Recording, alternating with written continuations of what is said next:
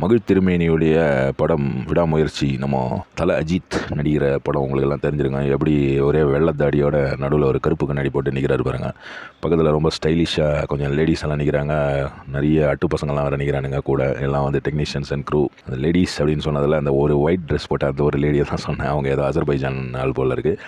அவங்க வந்து அங்கே ஏதோ இவங்களுக்கு சப்போர்ட் பண்ணியிருப்பாங்க போல இருக்குது. அதனால் அந்த இதில் வந்து இவங்க ரேப் பண்ணிட்டாங்க ஷூட்டிங்கை. படம் வந்து ஏறக்குறைய முடிஞ்சிச்சு அப்படின்ற மாதிரி சொல்கிறாங்க.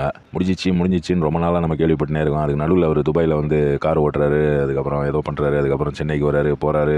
குட் பேட் அக்லியுடைய ஷூட்டிங்காக டேட்டூ எல்லாம் போட்டுன்னு ஒரு இது அக்கப்போர் பண்ணார். குட் பேட் அக்லியுடைய நிறைய கிளிம்ஸ் எல்லாம் விட்டாங்க. நிறைய சோதனைகள் வேதனைகள் அதுக்கு நடுவில் தான் வந்து ஷூட்டிங் வந்து ரேப் பண்ணியிருக்காங்க. லைக்கா ப்ரொடக்ஷன்ஸ் தான் இதனுடைய ப்ரொடக்ஷனு. எந்த நேரத்தில் இந்த பேர் வச்சோம்ப்பா அப்படின்ற மாதிரி அவங்க வந்து உண்மையிலேயே ஃபீல் பண்ணியிருப்பாங்க போல இருக்குது. ஏன்னா வந்து இந்த படம் பார்த்திங்கன்னா ஒரு விடாமுயற்சியாகவே ஆகிப்போச்சு. லைக்கா ப்ரொடக்ஷனுக்கு நிறைய ஃபைனான்ஷியல் க்ரைசிஸ் கூட வந்தது.